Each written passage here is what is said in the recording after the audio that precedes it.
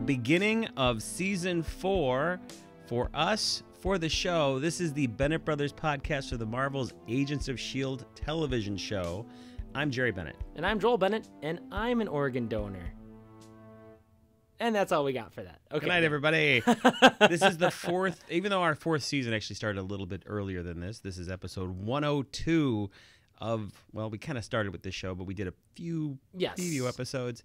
But we're deep into the fourth season. And welcome. Welcome. For those of you joining us for the first time, we are a podcast dedicated to everything Marvel Cinematic Universe, specifically in this podcast that you are listening to, Marvel's Agents of S.H.I.E.L.D. television show on ABC. We also like to venture out into the movies. We do venture out into the movies. And we also step into other comic book things like Suicide Squad, Star Wars, things like that. So please feel free to find us on the internet, on iTunes. Suicide Squad's comics. We know that. Blech. You said it was outside of comics. Suicide Squad. Well, actually, I think I said it was whatever. We explore it. We do it. You can find our old episodes on iTunes or Stitcher or Kiwi 6 or any of the places the out there. The episodes are on iTunes, but they only go back about 40 or so episodes. But they're all available. All 3,000 of them. 3,000. It just feels like 3,000, and it covers the gambit. Including Gambit, if he shows up in it. All right, but before we get started, we haven't talked to you guys in a while. Last time we talked to you guys was for our review of Suicide Squad, which we have a little bit of news on that. It seems to be very successful. Very successful, which we predicted. Well, I did because Joel hated it. Joel hated it. Didn't hate it. Joel hated fun, he said. He said, I don't like fun anymore. And there was problems with it. I think we both agree there were problems. The film is going to probably be up again. Money doesn't go in our pocket, but a successful movie means more movies. Could it have been more successful had it been a better film? Possibly. But at the end of the day, it is a $720 million hit. Success. And that's good. And also, since we realized from that last episode, which was the first time we really, well, it should be the first time, but we really disagreed on something, and people like that. So I'm going to disagree with everything Joel says this episode. It's going to be fantastic. No, it's not excellent. How about that? Oh, I see what you did there. Maybe you didn't see. I did not see. All right. I thought Jerry was great. Okay, you can be right a few times. So any other news we want to talk about? I think I do want to mention one thing as pertains to the Marvel Cinematic Universe. There was an actor who came out, Giancarlo Esposito, who you may remember from Breaking Bad and Once Upon a Time. And he was the Magic Mirror in Once Upon a Time, and he was the chicken owner. Who may appear on... well, I don't want to give away any spoilers of that. But he came out and turned down an opportunity to be in the Marvel TV cinematic universe because of the rift that is supposedly happening between the TV world and the studio. Because if you do a TV show, you're not going to be in the movies. And I guess that's a precedent. No one has ever appeared in the television shows has ever been in any of the movies. The other way is true. People that have appeared in the movies have been on the television show, but the rift seems to be growing, and it doesn't seem to be the connection doesn't seem to exist there anymore, except for TV referencing the movies. And this will be the first thing I disagree with Joel. I don't put any precedent to this. I do believe there is a rift there, but I have things that this actor just made some general statement, and the fanboy press is looking for something to talk about, and that's all it is. He doesn't know if you do this, it doesn't let you do that, or vice versa. He doesn't. He's just saying that, following it. He could be very well right, but there's nothing that he's got any inside track on that. Nobody told him, take this role and you'll never be in the movies. The only thing I could think is for his situation is they go, hey, we want you to be in this episode playing a one-time villain. And in his head, all he's thinking is like, hey, wait a minute. I could be in the new Warriors movie, 5 years down the road, or I could be playing another major character. I could, and so in his head, he's like, why would I do this one shot or this TV series when I could, in theory, be the next Captain America? Make the film money. I don't know if it's the money. I think he wants... well, yes, obviously everyone wants the money, but the idea about being a franchise name character. So I think that has more to do with it than the split. That is very true. It could be that he was offered a part that is a limited part and he won't be a recurring character or anything like that. I can't be Captain America. But on the other hand, if the riff is something that maybe it's not there, maybe it is there, but that's the way it is perceived, and he's turning it down because the perceived rift is there, then that perceived rift is real, and we're losing out on I think a good actor from being in the Marvel TV universe. That being said, who knows? Maybe someday they'll we'll get Coulson back on the Avengers, or we'll get Daisy or Quake appearing on the Avengers or something like that. So that'd be great. I'm hoping I'm wrong. I'm hoping I'm Infinity completely War wrong. will have a shot or two of Daredevil fighting in the streets, and I hope it's more. Coulson, I hope it's more. It's all it can be. There's not enough time. You can't watch a 5-hour movie. You can't even watch a 3-hour movie. You're going to get 2 hours and 40 minutes, and it's going to be way too long as it is, and you're going to have relevant time for each character and actor, and so you can only do hey, there you can do what they did with Spider-Man, which was huge and short in that Captain America movie. Mm-hmm. And Ant-Man and all the other ancillary characters that they brought in. And I'll take that. I will take that as long as that's how you're going to get it then. That's fine. Because it's not that movie. But it's the tie-in. I want the tie-in. That's what they promised us from this is the tie-in to the Marvel Cinematic Universe, and then that tie-in stopped existing after such. We've argued about this in previous things about how I really want it, how you think it's silly for me to want that. And that is what it is. Oh, I'm going to be bringing that up this episode as soon as possible. Of course. It's going to be fantastic. Of course. So, any other news we want to touch on? Anything else? We have Luke Cage coming out soon. Yes. Which we will be reviewing 9 days from now. 9 days. They released the Comic-Con footage that they released for where Thor was at during Captain America. And it's a funny 3-minute video where Thor is in character. There also is another Avenger who shows up in there, but I'll let you see it on your own. It's a very funny 3-minute clip that wasn't on the Captain America Blu-ray than I thought it would have been. Not that it needs to be, but I thought that would have been a nice little easy feature to put on there. It's not in continuity, but it is, but it's not. No. It's just silly. I mean, he's in character. He doesn't break character. But, you know, it's one step removed from an SNL sequence. So that was it. I say we talk about this show. We'll talk about our new episode in its new time slot where it can be edgier and grittier and sexier. Or as they called it, side boob territory. Side boob territory. They said there's supposed to be some language too, but I didn't hear any language. Crud. Fuddrucker. But you can see some underwear shot on at the start of it. That is weird because when I think of what Ghost Rider would be wearing as underwear, I did not think that was what it was going to be. But he looked pretty good. He looked pretty hot. I got to be honest with you. As long as you're honest with us, that's all that matters. That was some very sexy underwear. So we're starting off the new season here. We ended the last season. We had a couple of main people die. You know, we lost Lincoln. We lost Hive, who was Ward. So they are gone. Last season, we also got introduced to we also lost Gardner. LMD. We also lost Gardner last season. We got introduced to possible LMDs, which we explore further in this episode. James is still out there. James Hellfire is still out there. We also jumped forward ahead, so there was 6 months. There was a new director that we found out at the end of last season. We know who the actor is, but that person is not going to be introduced until next season. Next season being next week and not next season. Yeah, you mean next week. Yes, next week. So those were all the loose ends for the most part that were. And there'll be more as we come up with them. Yes. So take it away, Joel. What did you think of the episode? Well, I want to be able to disagree with you, so I need to know what you think of the episode. Nope, you got to say it first. No. I said it. I said it. No, I really liked the episode. Did you hate it? Tell me you hated it. I really liked it. Damn it! I hated this episode so much. No, it was pretty good. We'll get into the detail of it and the minutia, but there was enough points where I was like, yes, yes, yes, no, yes, yes, yes, yes, yes, no, and yeah. I feel like the show suffers so much from some sort of negative air around it. I don't know what it is. People are always like, "Oh, Agents of S.H.I.E.L.D., whatever." But we continually do this on the show where it's like, yeah, it was a really good episode. No, I think people are coming around, and people being internet trolly people, the fact that it's being successful. It started so high, too high, and it was unjustified. So, and then it fell down. People abandon it because that's what people do. I've been guilty of that too. I'll jump from a show at a certain point, but then it got itself back together, and it's a powerfully really good show.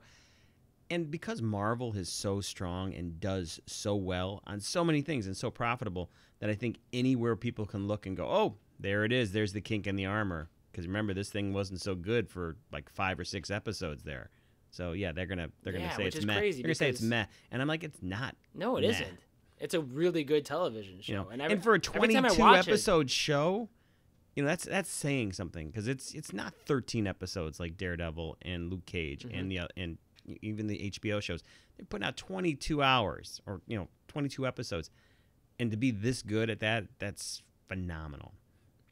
I agree. And the maturity of the show within it. Not talking mature subjects, but just the characters and the actors and stuff. It's blossoming. Yes. Take it away, Joel. So I really enjoyed the episode. And we'll get into it and we'll explain why, and maybe we'll change our minds like we normally do sometimes, but we'll see what happens. So the episode is called The Ghost.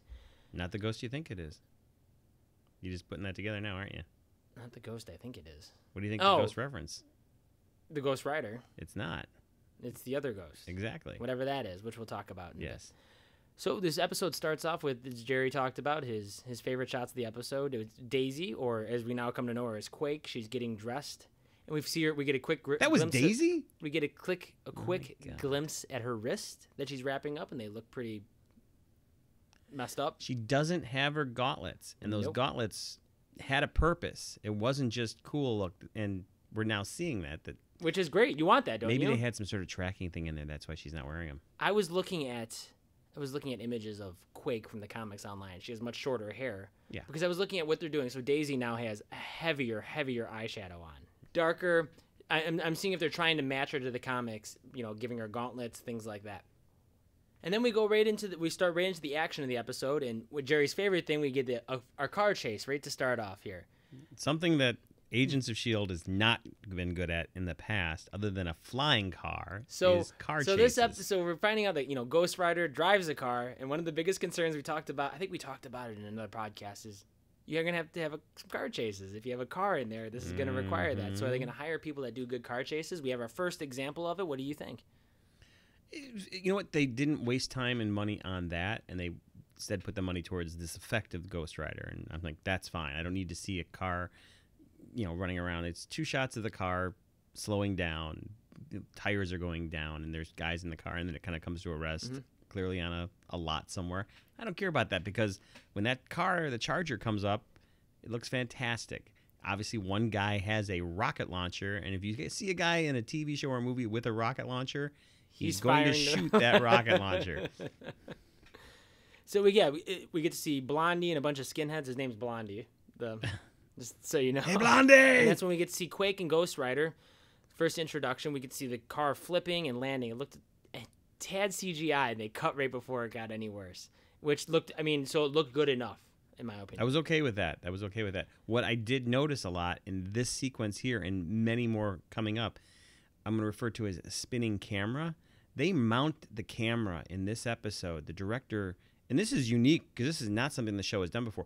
The camera was placed in a lot of new areas and connections. Even something as simple as later in the episode when Robbie, the Ghost Rider, lowers the trunk. The camera's on the trunk, so it falls down with him when we see that, and that's very dynamic. It's a feature that I've noticed got big play in that last Fast and Furious 7 movie, which I've never watched the Fast and Furious 7 or any of those movies, but I watched that one just because Kurt Russell and stuff, and I was and there's they just love to rotate and spin that camera. And one of the directors of that series did the new Star Trek movie, Star Trek Beyond, that came out this summer, and that one, something happens, that camera's going to rotate and fly with it in a very interesting, clever way. Not Sam Raimi-ish, but something. So I saw that heavy in this episode throughout. I think that has to do with the rise of things like the GoPro and whatnot, small cameras that can be mounted on things. You're talking about that. I wrote that in here as well. There's a scene coming up here where May is wrestling in the beginning, and the camera goes down with the characters, and it does a tumble, and I loved it. Yeah, I thought it was stylized. I think you're right about the GoPro. That must be why they're doing it, because they're doing it. It's a very big new Hollywood thing, and the television show can latch onto it fast. I'm sure there is probably half a dozen movies in production right now or done that are going to come out and follow up because they've seen how successful that is, and TV shows can go, oh, we're going to get it out right now, and so we can actually jump on the bandwagon. I don't know if it's a GoPro specifically, but it's a small camera that can mount onto things. Great stuff, loved it. Adds a very cinematic quality to it. So we get to see Robbie Reyes, the Ghost Rider, who's played by Gabriel Luna, who was in Wicked City, and he was in True Detectives and a couple other things. And this is my first whoa moment. We don't see it. We see the blood splatter, but he rips a guy's spine out of. That was pretty bad. It's like, hello. 9 o'clock television, 10 o'clock Eastern. And then we get a cool scene here where Quake flies away. Simple, effective, loved it. Loved it. This is something new because we've been in a world where there's been 2 Ghost Rider movies out there. And other than a few moments when that Ghost Rider would fight maybe Satan or something, it's really mostly been, or one of the demons, it's mostly been the Ghost Rider just killing humans and killing people. And now in this episode, Nick Cage killing and now we're getting the Ghost Rider going up against a superhero in this episode, and we're gonna get more of that next season. And it's like, yes, this season. Yes. Well, I keep saying next season. I'm going to keep referring to it that way because it's next week, Joe. It's because it's in your brain. No, it's next season because it's almost fall, and fall's our season. I think I covered it. Anywho, so we cut to the Zephyr 1. We see Mac and Coulson. They're playing some backgammon. We get a mention of the Sokovia Accords. Mac still wants to work on Lola. We get to meet Agent Davis. And I say meet him. I should say meet him again. He's played by Maximilian Ozinski, he played Agent Davis in season 1 episode of Repairs. Told you he was coming back. Personally, I love that kind of stuff. There was an agent last season. You're hoping for the Agent Davis TV series. Well, there's Agent Davis. There was an agent last season, Agent Anderson, who was in a bunch of episodes. I don't know if he's going to be coming back, but he was utilized a lot. We're going to see another agent that gets brought back. Are May's fighters? Are those the same people from last? One of them is. Okay, at least the girl is. Yes. Yeah. Piper. Okay, cool. Agent Piper. And she's going to be in a couple more episodes, I believe, at least. Yeah. And we're getting official name. Like I said, we talked about, it's Quake now. The character of Daisy, Tremors, is now Quake, which is what she should have been from the very beginning. That's the character name in the comic books. I don't want to. Well, it should be in the very beginning. I know, but I'm saying that's the name, Daisy. I hated the Tremors thing because it was just one extra name out there, and it was like, no, this is her superhero name. Let her be Quake, and I love that. So no, she's flying. No more Tremors. There's also an Agent Thompson. I heard it over the intercom. They're like Agent Thompson and Agent. I couldn't hear the next name, so weird to hear the intercom. It was like really, really specific. So back at the playground, this is where we have the May kicking ass scene where she's doing that awesome camera flip move. Agent Piper, who we just talked about, she's there with her new team of people that May's working with. We get this awesome special effects shot of the Zephyr landing with May in the foreground. I thought it was really nice. They said, telling us it's the biggest plane. Biggest plane in the world. All right. Ever built. Not the Spruce Goose. Biggest plane ever built, they said. The Spruce Goose, Joel. Howard Hughes. I know. We get a close-up of the access panel, which is going to come into play later. There's this new whole hierarchy structure that's going on with colors. We'll see if that comes into play anytime soon. You know what was tricky about this episode, and this is very common with the last 3 or the last 2 season premieres, or even mid-season premieres, is it's an info dump. Mm-hmm. Everybody is taking an info dump all over this episode, and you've got to follow. It's like it all plays, it all follows and does what it is, but it's just goobly gubbly, and like what are Fitz and Simmons doing? They're building something, and it's like, no, those are key pieces. But it's so easy to blow past it because you're looking at it. It almost requires a second viewing just to get all that information, or a podcast. Hey-o. So here's part of the storyline. May brings in Coulson and Mac to kind of let them know that Quake is now in L.A. and that they should go after him, even though they've been taken off her case. Now, why did they get brought in and not told that information, Joel? Because they couldn't say it over the radio. Because they're not supposed to be going after Quake. Because the new director, Quake has slipped through their fingers too many times, according to the new director, and Simmons is the one who's working with the once director. You get away enough times, everybody just gives up on you. Oh, that villain has gotten away enough. We can't go after him anymore. They might have other agents working on trying to find her. Well, it all comes down to it. This was tricky watching it, but the whole episode lets you realize why.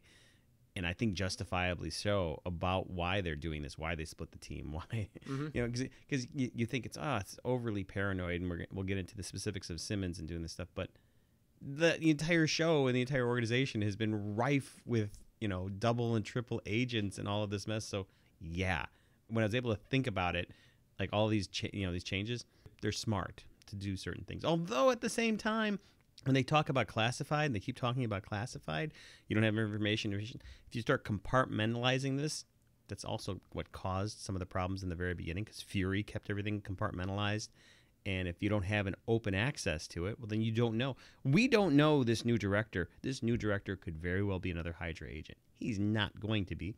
But if he doesn't have anybody answering with him that we know, we have no idea what he's setting up. He's not talking to Nick Fury, who's out there on a helicarrier somewhere? No, they mentioned Talbot by name. Yes. So We also find out that Quake is what she's doing right now is she's hunting down the Watchdogs. If you remember the Watchdogs from last season, they're a terrorist organization who I guess is in a way one of the people responsible for Lincoln's death. So I see that as kind of her motivation to go out there and they were helping Hive. Well, they're going after all Inhumans. Yes. That's what they're doing. They're a hate group that goes after Inhumans, and she's an Inhuman, and she's their striker. I get kind of funny. It's like we're gonna go after Quake, and it's shoot to kill. Because she's doing, I mean, I guess they're justifying it because she's taking out a bank. They said she took out a bank, so you better kill her because it's a bank. So I guess they're just scared. I guess they don't know what her. So you go kill her. Of doing. It's all about those Accords. I mean, I was able to determine that when we get into the yo-yo sequence. It kind of explains that a little bit better. So we go to a hospital. We get to see Daisy interrogating Blondie, and Blondie would Quake. Well, it's also Daisy. No, it's Quake. I'm not calling her Sky or Quake. Tremors. Daisy Johnson is Quake. She's a Quaker. Yeah, we're gonna go with that. So she's knocking over federal agents, causing concussions and bone protrusions into their bodies. She's cool with that. Yes, she's cool with that. She breaks out a window, which was awesome.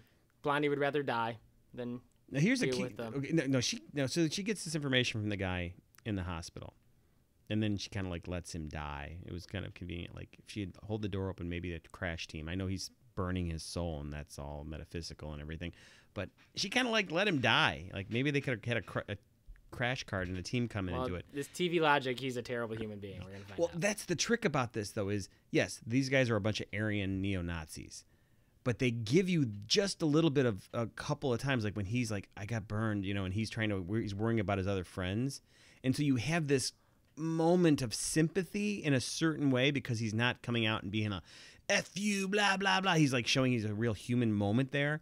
But they make sure you see that swastika tattoo on him, too. So you realize you go, oh, nah, I understand he's sad and he's looking for his friends. And he's like, I don't deserve this. And I've been burned. And you're supposed to feel for him. But that they make sure you like, no, don't feel bad for him because he's a really what of a terrible organization. He's done terrible things. He might have done terrible things. But they gray that a little bit. But they still at the end, they want to make sure. We're going to get to know that more as we get to know the Ghost Rider, who's like, I'm not killing normal. I'm killing people who really are awful people. Like when he talks about the pedophile teacher and things like that. Like, yes.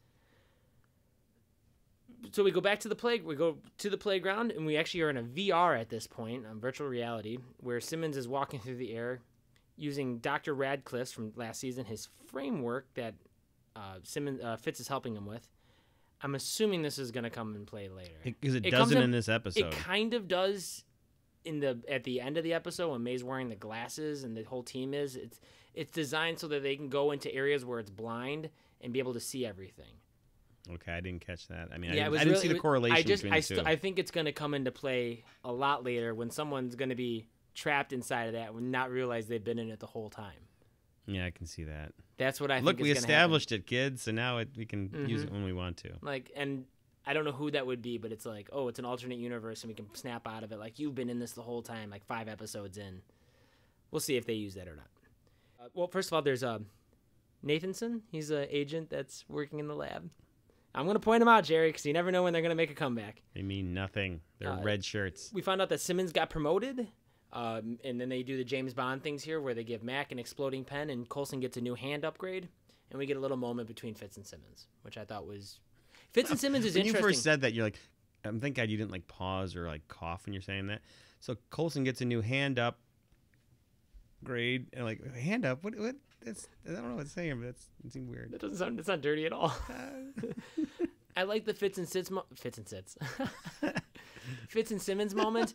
They're going to be interesting to do because you finally have them together, and you can only do it so many times where you separate them and they have their emotional. They had a whole things. season of it. Now they're the ones in bed. So they can't. It's going to be hard for them to separate them unless you kill one of them, or they have a baby, or they have the marriage episode. You want to keep them together. Do you do let's keep it to the Friends analogy. Do you do the Rachel Ross, will they, won't they forever? Or you just go, nope, this is Monica and Chandler. They get together and then they never deal with that. Wait, what? Spoilers. Hello.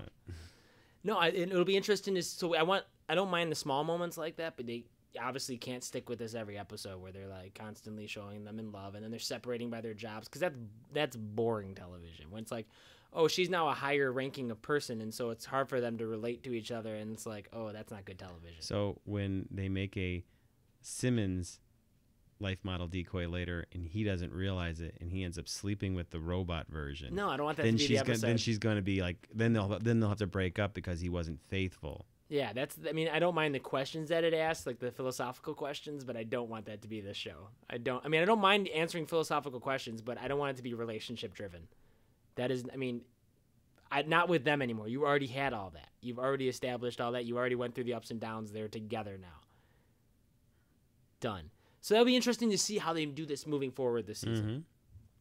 We get to go to a hotel, I'm assuming, or someplace like that. We see Quake doing some computer research. We find out her wrists are still more messed up, and she gets a van again. I guess that's the big thing here. She had a van in the first season. Now she's back in a van again. I was reading an interview with her, and apparently the actress is super excited to have the van again. And all the stunts she does, she said the hardest stunts is actually driving the van. Because fast. They have to drive. She drives the van through some of the stunt scenes. So. All right. Crazy. Interesting. We go to a garage here, and that's where we get to see Robbie Reyes. He's interrogating the skinhead, and we still haven't seen his face yet. Either the actor's face or the skull. Mm-hmm. Back on Zephyr 1, we find out that Coulson Mac are looking for a semi, and then they go down and they meet up with Yo-Yo, so it's good to see Yo-Yo back. Yo-Yo back? No. No? Nothing there? Okay. So she's checking in, Joel. Why is she checking in? Because she signed the Sokovia Accords. And what does that mean? It means that it's a registry that all Inhumans and people with powers have to check in every now and then to make sure they're not out doing bad things. And now, I'm trying to figure out here. Maybe this was explained, or maybe I read about this. They can't really utilize her in the field. And correct me if I'm wrong, because of stuff like this, it's such a pain, it's such a bureaucratic mess is what I picked up from some of this is like, why do they not send her out in the field? Because then they have to they have to write it off, like make sure gets approval to go off, and it's such a pain in the butt that they don't even deal with it. Okay, that must be something you read because that was not in the show. Okay, it wasn't. Which is interesting. It's like interesting. What happened to the Secret why Warriors? Why don't we do anything with Yo-Yo? Well, what can you do with her? It costs, we got to go through, get approval, whatever that approval process is, being a presidential for every mission. And it's like, well, we just need to go out. So they're not using her. And if they had Quake on the team, it would be the same situation. And Joey. Well, we don't know where Joey is. Did you forget about Joey? No, you forgot about Joey. No, I didn't know. I want to forget about Joey, but I'm not. Or Deathlock. Well, that's a good one. Where the hell is Deathlock? Or the Absorbing Man. Or the lady with fingernails that are all different screwdriver heads. Did she die? I hope so. Anyways, so I'm watching this scene, and then when they're talking about it, you really get the impression. I'm watching. I'm going, huh? With this kind of dialogue, clearly somebody is helping Daisy get information. It was very leading. You could miss it because there's so much information being dumped in this, but I'm like, it sounds like somebody's giving Daisy information. And actually, this was one of the first times I actually wrote notes while I was watching it. And so I wrote down, hey, somebody's helping Daisy. And sure enough, a little bit later, we find out exactly someone is helping Daisy. So it was a question that was brought up in my mind and answered in this episode. And the only other thing I want to point out with this scene is that we get to see Mac and Yo-Yo have gone on dates, and she's very aggressive towards trying to get him, which is fine. We get to go to Radcliffe's place, so we get to see Fitz meets up with Radcliffe. To Radcliffe watch again. Football, as in soccer. Yep. And we see Fitz sees the nude LMD Ada, played by Mallory Jansen. She was in the TV show Young and Hungry, and she was also in Gallivant. Gallivant. That's where when I first saw her, I'm like, whoa, where do I know her from? She played the evil queen, and she was so terrible. It was great. She was good, yeah. Yeah. I thought she was good in this. She played a good robot. She did. Like, they were just, like, little things that they were doing as the robot facial expressions and the powering down and things like that I was really enjoying watching. It was really realistic. Yeah, it's always awkward, too, though. It's like they have it, she shows up naked, and, they have to show grown men, adult men, go, whoa, hey, I gotta act like a little kid. Like, oh, I'm seeing naked bits and stuff. It's like, who does this? I mean, is this what writers... And do they have these young writers who don't realize, like, adults aren't going to, like, oh, no, I saw nudie bits and naked. It's like, get over it. It's not, that shouldn't be the focus. They're going to stare and go, ew. Exactly. It's like, oh, I can't. It's like, like, you could look around, like, can you put some clothes on her? Or can you cover up or whatever that is without making it immature? And they do that with women looking at men, too. Like, oh, cover, and it's very TV childish. That's maybe. I guess it's gotta be aimed. I honest, guess I it's don't think- aimed towards I don't- children. I've never walked in a room somewhere and a naked woman just comes out and says hello. That has never happened in my life. A naked woman that I don't know. That has never happened in my I like life. that little caveat there. Like, Well, I you don't- gotta get out a little don't- bit more. I don't know how I would react. You go good, zoing, boing, yeah. You're just the Ooga. the eye thing when the eyes get big. And anyways, oh, my eyeball just popped out. Oh no. And then so we get a bunch of little nerd stuff coming up here where they're mentioning things like the Turing test and the uncanny valley and all sorts of little things get mentioned. And we get references to Ultron, Mm-hmm. which is like letting you guys know that we're all part of that cinematic universe, no matter what Joel says. It's like we're in the same film together. Yes. We get to go onto a bus. Hey, does We all this live on a whole bus. LMD thing, does this put to bed issues with Patton Oswalt's characters? Yeah, it doesn't put to bed. It just, I guess he's a triplet, quadruplet. Yes. We don't know, and I think they need to bring him back. I want him back on the show. He's a good character, and I want to know more about him. So we go to a bus, and this is where Jerry talked about before. Quake and Yo-Yo are working together. This is where I was able to figure out was the note she got in the hotel said orange. And so she gets on the Orange Line bus. Yes. That was that connection. I was very proud of myself for noticing that. I love this little scene here because they do something that explains a lot of questions that we've had previously. Quake gives her a rapid bone healing pills. We always talk about, like, my God, everyone's getting bones broken, getting shot. Agent Carter has rebarb go through her. How are these people able to work the next day? They have a pharmacy somewhere that has all these things that, like, That they rapid don't want bone the public. growth. They don't Yep. want the public. They're like, I know these children have issues, but we're not helping them. Well, We're only I've making it always worse. talked about that. Why isn't Tony Stark has all these things like this technology, create prosthetics for people, like these wonderful. Can't help 'em. Yep. Also, Joel, I want to ask during this episode when the Ghost Rider in that sequence earlier when it goes, why didn't Thor come down? I need to know why didn't they have a line of dialogue explaining why Thor Thor doesn't didn't have a show up? sense. Well, why? But why wouldn't they have that? I don't understand. But Thor doesn't have a sense. They should write that dialogue in every That episode. Thor doesn't have a sense. Why didn't You already know Why this. didn't Iron Man show up? Iron Man doesn't have senses. Like But he can have radio. the only freeze. Why person that didn't I he- can think that has the senses for it would be Spider-Man. And if Spider-Man's going to go all the way to the West Coast, then Why isn't Iron Man dealing with this right now? I think they need to I- have they dialogue. know, but they don't know about it. No, I don't buy it. I think I'm gonna have to. No, agree you're with gonna your try. world. You're gonna try to keep doing it, but it doesn't work for this. All right. It works. To me, it works when Hive, who is like the worst villain that world's ever, according to the show, is like the worst Inhuman ever, and he's coming there. Thor is supposed to sense that he's bad. He Not just even uses Thor. senses. I mean, Iron Man's supposed to sense it. Hawkeye or Scarlet Witch or Hawkeye's like, I need Iron to Man. shoot arrows. No, at they're it. working. They're working in Shield. Isn't Scarlett So, Johansson? yeah, isn't so she's Scarlet like, Witch she's undercover in Romania somewhere, and she's supposed to go.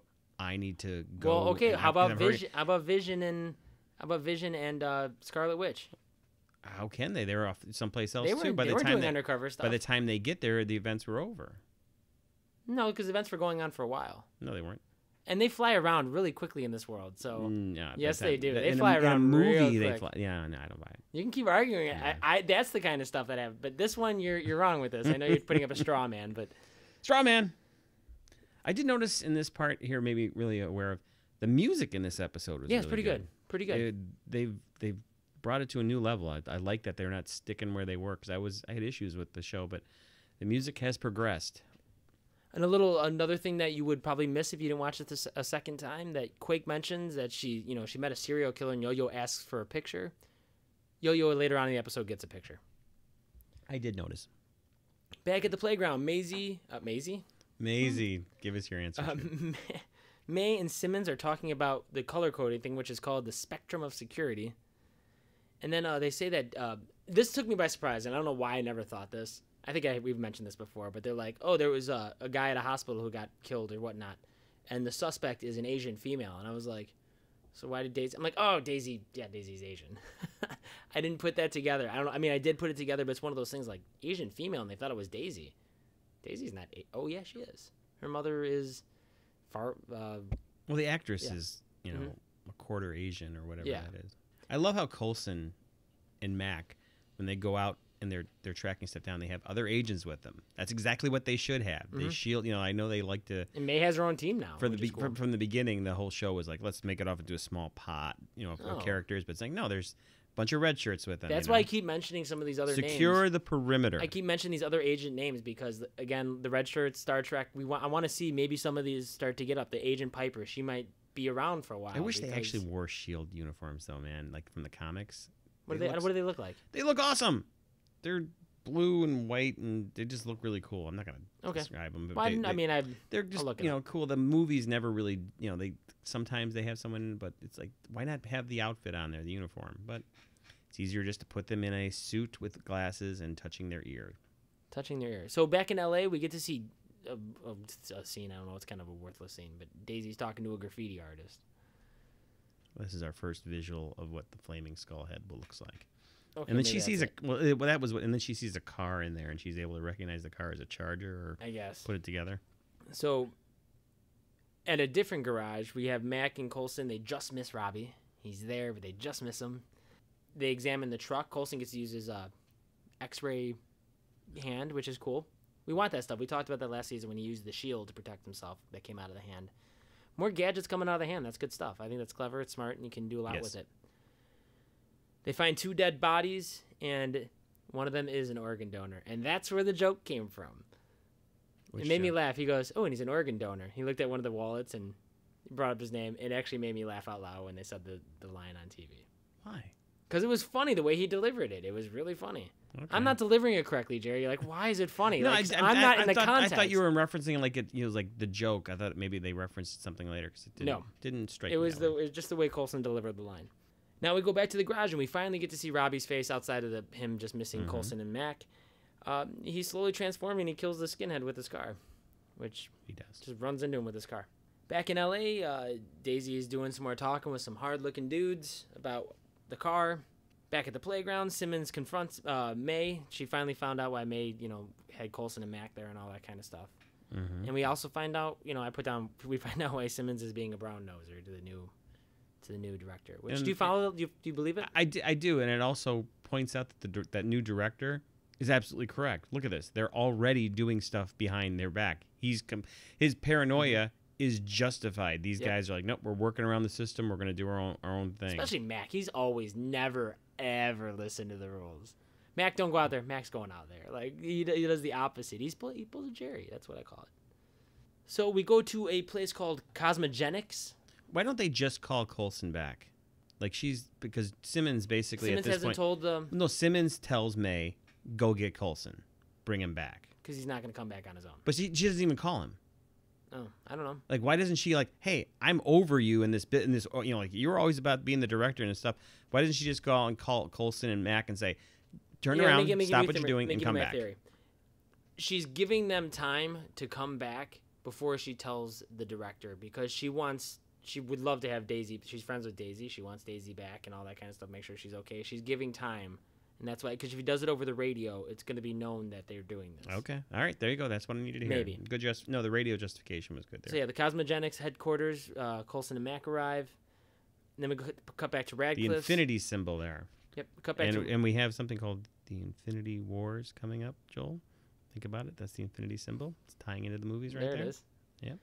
Cut back to Radcliffe's. This is where we get Fitz and Simmons talking about Ultron. Not Simmons. Fitz and Radcliffe. And then so Fitz meets Ada, who is designed as protection. She would be the shield. And I thought that was clever. Okay, clever. Good use of dialogue there. There was a joke there also, wasn't there, when she's trying to explain what her purpose is, and Fitz shuts her up because he doesn't want to hear what her purpose is because he's assuming that it's some sort of sex toy for him. Well, he also shuts her up because she starts mentioning all the people who've died. She mentions Tripp, Gardner, and Lincoln. I was waiting to hear that because they didn't do specifically, and earlier when they were talking about somebody earlier, it's we lost all our friends, and I went to myself, I'm like, well, you lost Lincoln and Ward wasn't your friend, so you just lost Lincoln, and I had forgotten about Garner and Triplet being that, so I kind of okay, I was glad they did that because that helped remind me of them as well. Okay, moving forward here, we go back to Cosmogenics headquarters. Chen's gang, that's the guy's name is Chen. This is the Chinese mafia that has teamed up with the Aryan Nation to bring in the box. This box. Joel, what is the box? Joel, what's in the box? What's in the box? What's in the box? I don't know. Is it Pandora's box? It's a spirit of some sort that comes out of it. In the comics, the Pandora's box has been in both. That's obviously a historical mythological thing, and it's been in the DC universe heavy, and there's also been a Pandora's box in the Marvel universe. And inside the Pandora's box, depending on which, it's not there's like these imps inside. One works with fear, one works with hatred, etc. They have these different, one is vengeful or something like that, which makes think, is the reason Ghost Rider is looking for this, did the reason these imps enter into a few of the Chinese guys in the truck and then made them, be scared of each other and kill each other? Was it hateful? Was it another imp? If this is what it is, and it was one of the imps, or maybe like a demon or something, maybe the Ghost Rider is connected to this box. Maybe it is a spirit of vengeance, entirely. Potentially, yeah. I mean, we haven't. Agent Carter started dealing with a little bit of the beyond. Yeah. Well, we're supposed to be talking about this is dealing with magic and mystical stuff. This is Marvel's Doctor new Strange. World that they're getting into. And yeah, but I mean, you have Ghost Rider, who it's all about hell and that too. So we're starting to. Let's go into the Ghost Rider a little bit here before we get into the end here. This is the third Ghost Rider. Actually, there's been several Ghost Riders, but basically this is the third one. The first Ghost Rider was Johnny Blaze, the most famous one, played by Nick Cage in the 2 movies, Daredevil motorcycle guy. Even though then they've added other characters in the backstory. Then like there was the Ghost Rider who was a cowboy. Cowboy, yeah. Which they touched on in the it's first played by movie. Sam Elliott in the first movie. But there was also a Ghost Rider character. It was called the Ghost Rider, and he was actually a cowboy who wore a white costume and everything. So they've used that term before because Marvel also has a bunch of cowboy characters, like we learned in Agents of S.H.I.E.L.D. Agent Carter had. So, and after Johnny Blaze, who's the most famous one, there was another one called Danny Ketch in the early 90s who had this really cool, almost Akira-like motorcycle, and he became the next Spirit of Vengeance. And what you find out is like, well, wait, is there more than one Spirit of Vengeance? There's different demons that have come there, and they've been Spirit of Vengeance. And that's who this Robbie Reyes is, another one. And we find out, there's a spoiler option to this if you know the comic book lore. I don't know if we should get into this. It might not be Talking this. about what? I don't know. About who it turns out who the Ghost Rider is in Robbie Reyes is not who we think it is in the comic book. Okay, I would definitely say that's a spoiler because they tend to go down these paths in the show, which is wonderful. Well, we won't go into that, but they in the book, in the short miniseries which introduced this new character, the Johnny Blaze, the original Ghost Rider, shows up, and you find out that there's actually been several spirits of vengeance. It's not the same one. They have that option here because this is all new territory. Those Nick Cage movies do not count at all into the continuity. So they could do that, or they could combine entities. And I won't bring up too much about that because there is a different possible. I don't know if it's spoiler because the comic books are out there, but the Ghost Rider in the comics is something a little different. He projects that he's the Spirit of Vengeance, but in fact it's something else. But they could. Let's see what they go that way. They could get away from that and just kind of say, "Oh no, it is," because we haven't even established Johnny Blaze, and that I have a feeling that they won't establish it. They'll do it this way. Yes, and I should be calling him. Dang it, I was supposed to call him the Ghost Driver. You're supposed to remind Ghost Driver because he's driving a car. But yes, so we'll see how that plays in with the box. If this is Pandora's box and not something else, because they open the box up and all of these things go into all 8 or so Asian guys right there. Which, by the way, is this something that only attacks Asian people? Because no, seriously, because they're the ones who see all the images, and who at the end of the episode, May has and it she's too. Asian and she sees it. I've heard people speculate about that. That's interesting. I mean, we don't have proof either way, but I would I don't think so bet either. That's not the case. But it is interesting. Yeah. Yeah, I mean, and it could be a bunch of individual things, or it looked like a mist that came out, and we did see one of them say. What did she say? Like I didn't write that down. It was like "Don't breathe" or something like that, or something I can't remember either. So we'll see. I mean yeah. I'm curious. I was happy they opened the box. I thought this was gonna be one of those things that like they're not opening the box. Well, they opened the box, but they didn't tell us what this it is. This is like because this is an 084 from season 1. This is an unidentified object kind of thing.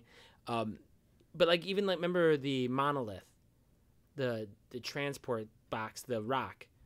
Like we didn't find out about that forever, and it's like, what is this? Open it. Let's figure out what's going on here. And they strung us along. This is like good. They're moving along, and they're actually opening the box right away. and things are happening. And I like that about the show. We So had all that the- thing last season where it's like they keep moving forward. They don't leave us hanging with some of these things. So we have two storylines going on right now. We have Correct. Quake going to confront Ghost Rider, and we have this. Do you want to go back and forth, or do you want to No, focus on one let's just together? finish this. So we've pretty much talked about most of the stuff that's happening with. Well, there was a funny box. line because they talk, with Mac and Coulson are there, and they realize they see what's happening. They go, "We got to call for backup," and that's right when when the May comes in with her team, and they both look at each other like, oh, "That was fast." Yeah. That was very And funny. Coulson, I thought. they're wearing the glasses that are helping them see everything, and when they're going there shooting I down, thought that was everyone cool. with icers. Every time they add this technology in, though, it's like you got to keep using this. Yeah. You know. Or do they run into the problem with like, hey, remember that mask technology that allowed you to be anyone at any time? Hey, remember when Fitz used to send up these little probes and we could follow them drones, that way? the drones. dwarfs. We're gonna use, these things still exist. Would you not? It's not like the military goes, well, we're not gonna use those guns anymore. We're gonna use new guns now. It's like, no, you have to. You've shown that they work. Keep. Well, that's going why I with think them. those are gonna come into play later. So those guys come in and they actually save a bunch of the Asian guys. They all they trank them. Yep. Ice them.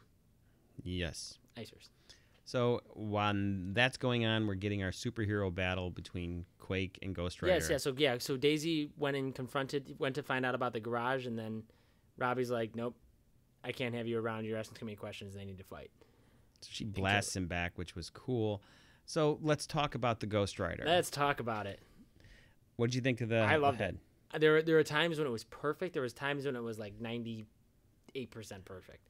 I will say, yeah, when he first transforms and his face is, I thought that was cool. But there was this a few scenes where it looked floating, like it was I'm picking at it. I know it. I think the overall design looks cool. I think it's clever how they've chosen the skull to look different than the other Ghost Riders. It's a more elongated, almost cartoonish one. The fact that there was a few scenes where it didn't feel like it was in the shot. It felt like it was floating it just a little bit. It's minor stuff. I was still, like you said, 90%. They had to figure out how to do the fire and the skull for a cheap and quick, because that better appear in every damn episode. I better be seeing the Ghost Rider every episode. I agree. I mean, So I'm hoping they could have gone real cheap. They could have gone just a flaming motorcycle helmet. They could have easily done that and said, that's how it is. And I'm very happy that they didn't do that. So I thought it worked perfectly. I mean, like I said, 98%, like you were talking, just that hair of like just a little gummy. But for me, I thought the fight sequence was awesome. I think they're doing everything right. The fight gets to the point where she's pinned down, and she's basically saying she wants to die at this point. And this is an insight into her character, where she's like, "Kill me, I deserve it." And we're getting insight into two characters at this point. We're getting into her head state of she doesn't think she deserves to live. This is why she's out there doing this, which we're seeing a psychologically flawed character there. But we're also getting the insight. Yeah, and whatever, her mom being a psycho, the whole thing, her dad being Mr. Hyde, everything that she's gone through has been messed up. And then we're also getting the insight into the Ghost Rider. The Ghost Rider's looking at her, and he's like, no, he doesn't just kill. He's like, you may think you're bad, but you're not. Lets her go. You can see into people's souls. That was very good. So yeah, great fight scene, great stuff going on here. So then we get to see his family. Yes, and did you know about this at all when you were going? Did you know? I knew about he has a brother who's in a wheelchair, and played by Lorenzo James Henry, who is a character we hate on Fear the Walking Dead. I think his character is interesting on Walking Dead now, Fear the Walking Dead, but how is he doing both these shows? I'm a couple episodes behind on Fear the Walking Dead. So am I. They filmed that a while ago. But yeah, the kid's on there, his little brother, and Quake is spying on them. And she ties this into the fact that she realizes she's basically saying, that's your Achilles heel because you care for something. She's trying to so we find out that she's trying to get rid of her Achilles heel, and that is Coulson and the family that was created with S.H.I.E.L.D. She doesn't want to be around them because that ties her down to something. But what will happen is this is the very traditional, familiar hero trope that the hero needs to discover that they're actually stronger with these people around. Yes, exactly. Together we can beat them, and that's what she'll learn at the end of all this is, no, I didn't know. Well, is Ghost Rider going to be a bad guy? I mean, I don't think... No. Yeah. It's like the Punisher. It's not bad. They're going to have to work with him at some point to take out something, a bigger evil. A question I had written at this point watching this episode, I was like, why can't Coulson just do his job? But they kind of, and I think we talked about it, they kind of answered that through all of the issues that S.H.I.E.L.D. has in place because of the history of them having the double and the triple agents and everything. So I think that they came to a conclusion that we're obviously going to get to know who our new leader is next time. That was the button, by the way, right? No, the button was with May looking at Coulson and seeing Coulson's face change. Yes, thank you. Yeah. So she's been spookified. Spookified. Because the ghost came behind her at that one scene and she had like the shivers and stuff. There was also the montage where we saw Fitz and Simmons in bed. We saw the LMD being put away into a wall. You know, all good stuff. Yeah, it's just setting the world up. So, episode 1 still down love it. of season Still love 4. talking about it. Liked watching it the second time. Looking forward to the rest of The show has reinvented itself again, I would say, for its 4th, maybe 5th time. Because there was the original show, then there was the version where they were betrayed by Hydra, then they introduced the Inhuman situation, then we get the Inhuman storyline, we get the real Shield, we get all that stuff last season. They've had so many different reinventions of the show. But they keep referring back to some of them, so it's not like they're lost forever. I mean, the things that have happened previously in the show have affected this show. I mean, Daisy is who she is because of it. Coulson is who he is. Fitz and Simmons have gone through a lot. May's exactly the same as she was at the start of the show.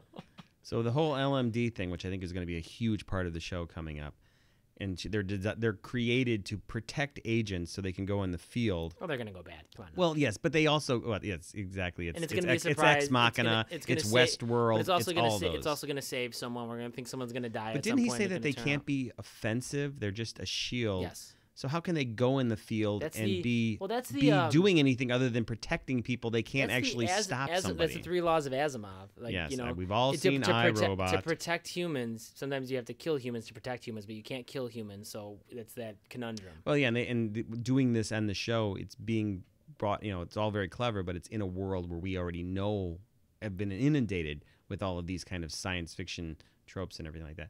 Here's a theory that I like. So we're going to be bringing an ILM. Magic. ILM Wonderful. is going to be creating great these job LMDs. with special effects. Here we go. Guess who can be an LMD this year? Hello, Grant Ward. We can bring you back, and you can just be Grant Ward and bring the actor back. You can bring back anyone. Yeah, but I'm saying the idea about bringing Ward back is very prevalent. I don't know what that actor is doing. Isn't he doing something else? I think he got signed to something else. Yeah. Okay, but that'd be interesting. And we didn't get any reference really to Bobby. Or Hunter. She's on another show. I don't know what he's doing. I think that was frustrating to me because when they were leaving the show, I was kind of like, no, because I really like her. He's good. I really like her. But there was this like, well, at least we're going to still get these characters and they're going to go do something. Yeah. And then when that got squashed, it's like, oh, they're not coming back. Well, it's like Agent Carter. Like we really started liking that show. But that was not something we didn't get. We got 2 seasons of that. We didn't even get this. Like basically the show said, listen, we're gonna come in.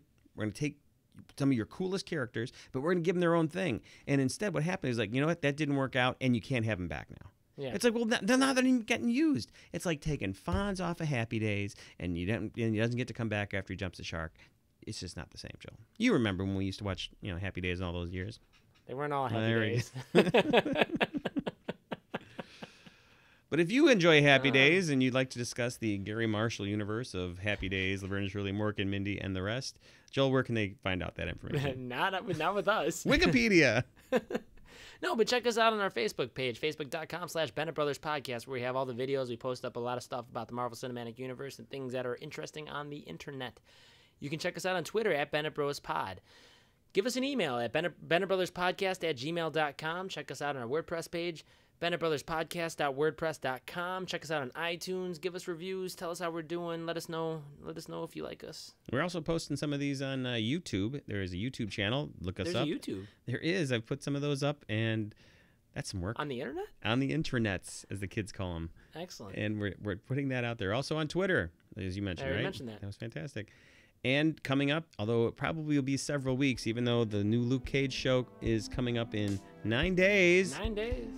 We, in fact, will probably do 2 different podcasts for that, like we've done with all the Netflix shows where we split it up. But it takes a little bit of time. So that is probably within the month of October as we keep doing these S.H.I.E.L.D. shows. S.H.I.E.L.D. will be coming out. Luke Cage will be coming out. And then in November, Doctor Strange will be coming out. And then in December, Rogue One, Star Wars. And also Fantastic Beasts and Where to Find Them. We're not doing a podcast on that. I know we're not doing a podcast on that, but I'm super excited about it. Excellent. I got nothing else. I'm looking forward to talking about more with you guys next week. Yes. We're back. Season 4. I'm Jerry. I'm Joel. Talk to you next time.